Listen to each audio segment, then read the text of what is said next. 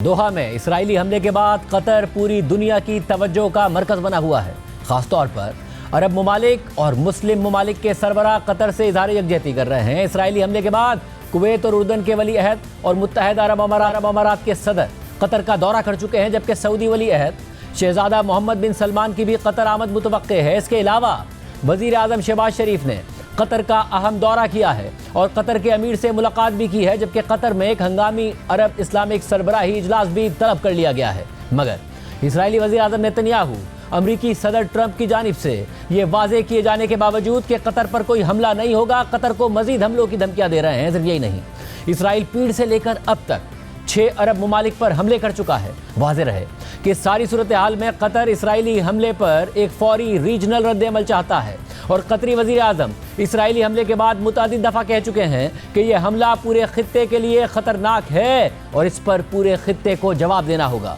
ऐसे में मुख्तलिफ खलीजी ममालिक न सिर्फ कतर के इस मौक़िफ़ का साथ दे रहे हैं, बल्कि अहम खलीजी ममालिक के रहनुमा कतर का दौरा भी कर रहे हैं। कल मुत्तहदा अरब अमारात के सदर शेख मोहम्मद बिन जायद अल नहयान ने कतर का अहम दौरा किया था और उनकी अमीर कतर से मुलाकात हुई थी। इसके अलावा कुवैत के वली अहद शेख सबा अल खालिद और उर्दन के वली अहद शहजादा अल हुसैन बिन अब्दुल्ला दोयम ने कतर का अहम दौरा किया है, जबकि जल्द सऊदी वली अहद शहजादा मोहम्मद बिन सलमान भी कतर का दौरा करने वाले हैं। वाज़ेह रहे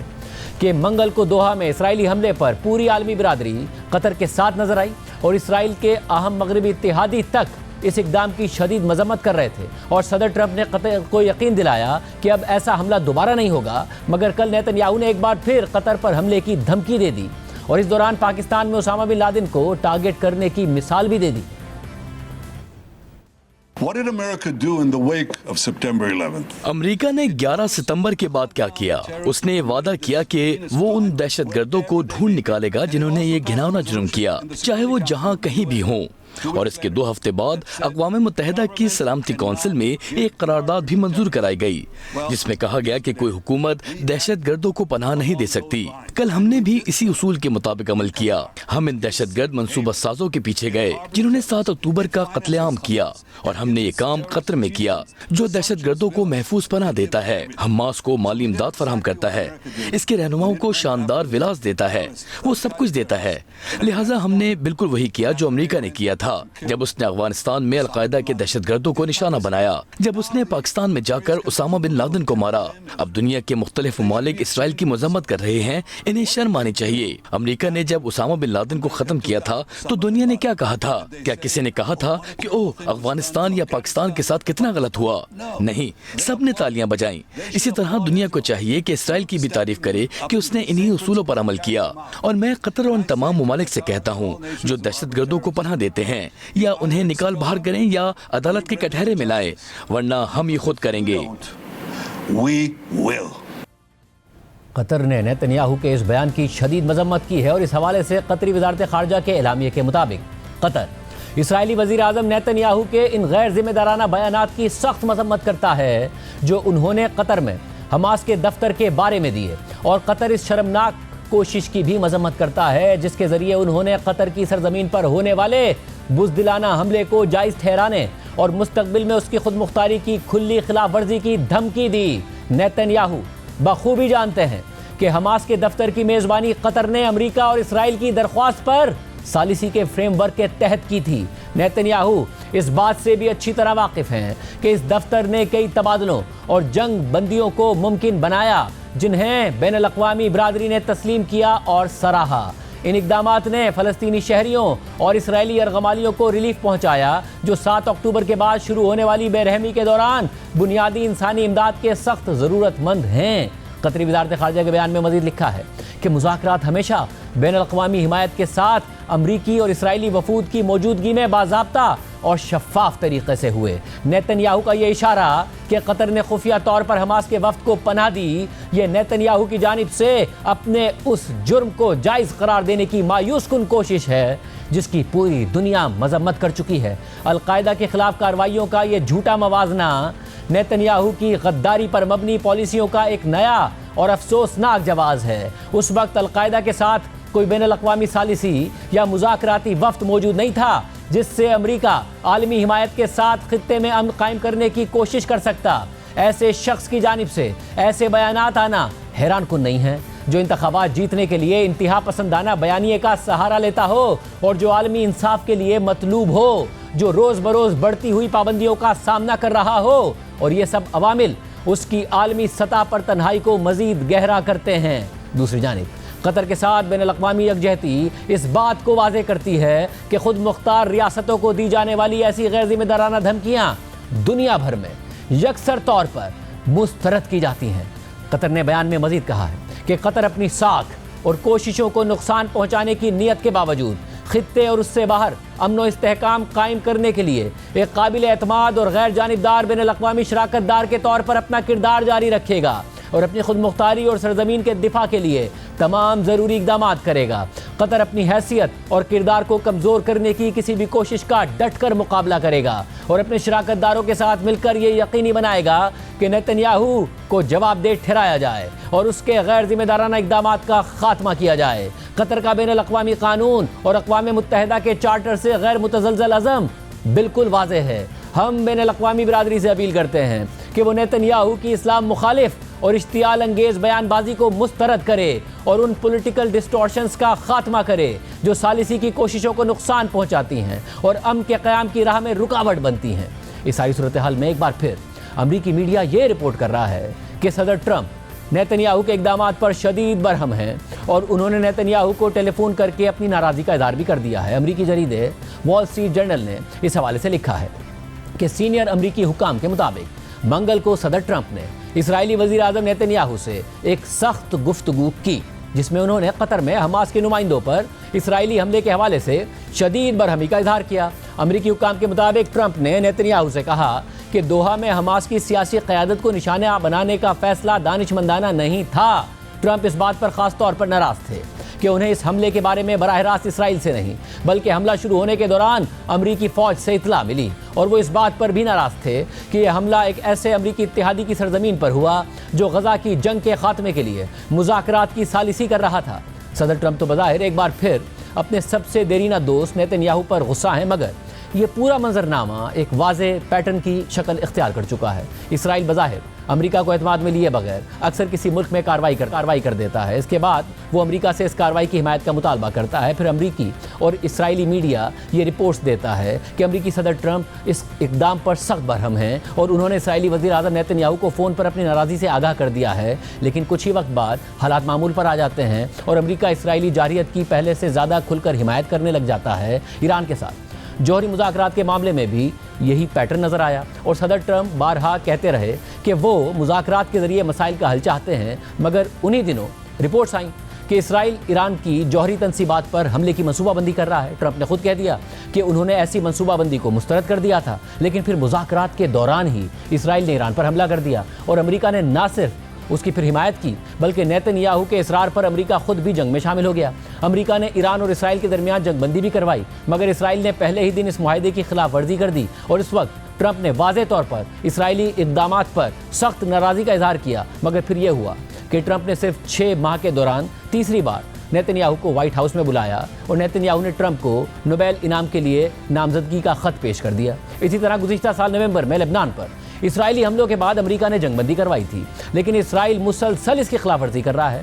صدر ٹرمپ کے خصوصی نمائندے ٹام بیراک نے حزب اللہ کو غیر مسلح کرنے کے لیے ایک امریکی فریم ورک پر بھی لبنانی حکومت سے دستخط کرائے، اسے منظور کرایا اور اسرائیل کی جانب سے حملے نہ ہونے کی ضمانت دی، مگر لبنان میں اسرائیلی کارروائیاں بدستور جاری ہیں۔ شام کے معاملے میں بھی یہی صورتحال نظر آتی ہے۔ ٹرمپ نے مئی میں سعودی عرب میں شام کے عبوری صدر احمد الشرا سے ملاقات کی، ان کی تعریفیں کی اور سعودی ولی عہد محمد بن سلمان کے کہنے پر شام پر سے پابندیاں بھی ختم کر دی۔ ساتھ ہی ٹرمپ انتظامیہ اسرائیل اور شام کے تعلقات کو بھی نارملائز کرنے کی کوششوں میں ہے، لیکن اسرائیل شام میں بھی کارروائیاں جاری رکھے ہوئے ہے۔ اب تازہ ترین معاملہ قطر پر اسرائیلی حملے کا ہے۔ صدر ٹرمپ اس پر بظاہر سخت ناخوش ہیں، یہاں تک کہ انہوں نے کہا کہ قطر پر دوبارہ ایسا حملہ نہیں ہوگا، اور امریکی میڈیا کے مطابق ٹرمپ نیتنیاہو پر برہمی کا اظہار بھی کر چکے ہیں، لیکن دوسری طرف اسرائیلی وزیر اعظم نیتنیاہو اب بھی قطر کو مزید حملوں کی کھلی دھمکیاں دے رہے ہیں۔ نہ صرف کھلی دھمکیاں دے رہے ہیں بلکہ وہ خطے بھر میں اپنی کارروائیوں کو مزید وسعت دے رہے ہیں، اور پیڑ سے لے کر اب تک اسرائیل 6 عرب ممالک میں کارروائیاں کر چکا ہے۔ الجزیرہ کے مطابق قطر پر حملہ اسرائیل کے وسیع تر فضائی حملوں کی لہر کا حصہ تھا جو اس کی سرحدوں سے باہر تک پھیل چکی ہے، اور یہ گزشتہ 72 گھنٹوں میں छठे मुल्क पर इस किस्म का हमला था, जबकि रवा साल के आगाज से कतर 7वां मुल्क है जिसे इसराइल ने निशाना बनाया है। कतर के अलावा गजा भर में इसराइली हमले मुसलसल जारी हैं, जिसके नतीजे में पीर से लेकर अब तक कम से कम 150 अफराद शहीद हो गए हैं, 540 से ज़ायद जख्मी हो चुके हैं। साथ ही इसराइल गजा सिटी पर अपने हमले जारी रखे हुए है, जहां ऊंची इमारतों को निशाना बनाया जा रहा है, बुनियादी इंफ्रास्ट्रक्चर को तबाह किया जा रहा है और फलस्तीनियों को उनके घरों से बेदखल किया जा रहा है। इसी तरह पीर को इसराइली लड़ाका तैयारों ने मशरिकी लबनान में हमले किए, जिनमें कम से कम 5 अफराद मारे गए, जबकि मंगल को बेरूत के जनूब में तकरीबन 30 किलोमीटर के फासले पर वाक़े एक गांव में एक इसराइली ड्रोन हमले की इतला मिली, जिसमें हिजबुल्लाह का एक रुकन जख्मी हुआ। लबनान में होने वाले ये इसराइली हमले गुज़िश्ता साल नवंबर में होने वाले जंगबंदी मुआहदे की ताज़ा तरीन खिलाफ वर्जी थे, जबकि बरतानवी इदारे Syrian observatory for human rights के मुताबिक पीर की रात को इसराइली लड़ाका तैयारों ने शाम में कई मकामात पर हमले किए, जिनमें हुमस में शामी फ़िज़ाइया का एक अड्डा और लताकिया के करीब एक फ़ौजी बैरक शामिल है। वाज़ेह रहे कि दिसंबर 2024 में शाम के साबिक सदर बशार अल-असद के इक़्तिदार से हटने के बाद से इसराइल शाम भर में फ़ौजी तनसीबात और बुनियादी इंफ्रास्ट्रक्चर पर सैकड़ों हमले कर चुका है। इसके साथ इसराइल ने मकबूजा गोलान की पहाड़ियों में अपनी मौजूदगी भी बढ़ा दी है और गैर फौजी बफर जोन पर कब्जा कर लिया है, जो 1974 में शाम के साथ तय पाने वाले मुआहदे की खिलाफ वर्जी है। रिपोर्ट में मज़ीद लिखा है कि इसी तरह पीर की रात को एक मुश्तबा इसराइली ड्रोन ने त्यूनस की बंदरगाह पर खड़े ग्लोबल स्मूथ फ्लोटेला के मरकजी शिप को निशाना बनाया, जिसके नतीजे में शिप में आग भड़क उठी, जबकि मंगल की रात को त्यूनस में ही इसी तरह का एक और हमला फ्लोटेला के एक और शिप पर हुआ। वाज़ेह रहे कि 2010 से अब तक कई फ्लोटेला गजा की नाकाबंदी तोड़ने की कोशिश कर चुके हैं, लेकिन ज़्यादातर को इसराइल ने बैनुल अक़वामी पानियों में रोक लिया या निशाना बनाया। इसके अलावा कल इसराइल ने यमन के दारुल हुकूमत सना में हौसियों के ठिकानों को निशाना बनाया गया। यह हमला सना के हवाई अड्डे पर हुआ, जो एक माह में इस मकाम पर दूसरा हमला है, जबकि इससे पहले 28 अगस्त को इसराइल ने सना में एक हुकूमती इजलास को निशाना बनाया था, जिसमें हौसी वज़ीर आज़म अहमद अर-राहवी समेत कई आला हुक्काम मारे गए थे। इस पूरी सूरत हाल पर हिजबुल्लाह के सरबराह नईम कासिम का रद्द-ए-अमल भी सामने आया और उन्होंने कहा कि एक दिन हम ये भी सुन सकते हैं कि इसराइल ने मुत्तहिदा अरब अमारात या सऊदी अरब पर हमला कर दिया है। इसराइल को अपनी तोसी के लिए मुख्तलिफ किस्म के हालात की ज़रूरत होती है। हमें एक दिन ये सुनने को मिल सकता है कि इसराइल ने सऊदी अरब या मुत्तहिदा अरब अमारात पर हमला कर दिया है या किसी और जगह पर, बिल्कुल उसी तरह जैसे वो इस वक्त लेबनान और शाम पर हमले जारी रखे हुए हैं, और मकबूजा फ़लस्तीन में जो हो रहा है उसका तो कोई जिक्र ही नहीं। ऐसे में कतर पर हमले के बाद एक बार फिर इसराइल के ग्रेटर इसराइल मंसूबे पर बात हो रही है। खुद इसराइली वज़ीर आज़म नेतन्याहू भी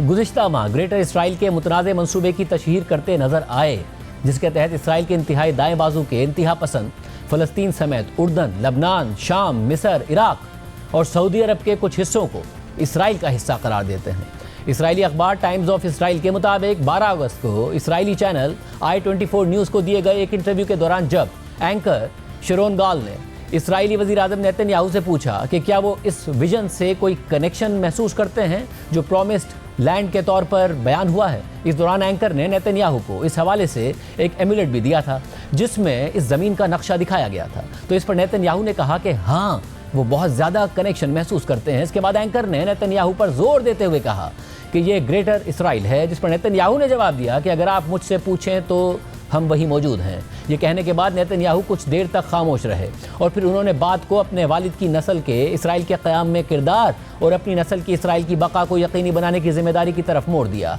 टाइम्स ऑफ इसराइल के मुताबिक ग्रेटर इसराइल से मुराद वो इसराइल है जिसकी सरहदें तारीख़ी वाक़यात के मुताबिक फैली हुई हैं। इसकी कई मुख्तलिफ तसव्वुरात मौजूद हैं, जिनमें से कुछ में मौजूदा उर्दन, लबनान, शाम, मिस्र, इराक और सऊदी अरब के हिस्से भी शामिल हैं। और ग्रेटर इसराइल की ये इस्तिलाह जून 1967 की 6 रोज़ा जंग के बाद मशहूर हुई और इसका मतलब इसराइल और वो इलाके बन गए जिन्हें इसराइल ने उस वक्त फतह किया था, जिनमें मशरिकी यरूशलेम, मगरबी किनारा, गजा पट्टी, सहराए सिना और गोलान की पहाड़ियाँ शामिल हैं। रिपोर्ट में मज़ीद लिखा है कि अब भी इसराइल के कुछ इंतहाई दाएं बाजू के रहनुमा इस ख्याल को अपनाते हैं और कई उन इलाकों को जम करने या उन पर कंट्रोल हासिल करने की ख्वाहिश का इजहार करते हैं। टाइम्स ऑफ इसराइल के मुताबिक नेतन्याहू का इंटरव्यू करने वाले शरन गाल कुछ अरसे के लिए दाएं बाजू से इसराइली पार्लियामेंट के रुकन भी रहे हैं। उन्होंने ये सवाल उस वक्त किया जब उन्होंने नेतन्याहू को एक एमुलेट दिया जिसके बारे में उनका कहना था कि यह वादा की गई ज़मीन का नक्शा है जो स्क्रीन पर नज़र नहीं आया। वाज़ेह रहे कि इस न्यूज़ एंकर ने हाल ही में ऐसे पेंडेंट्स बेचना शुरू कर दिए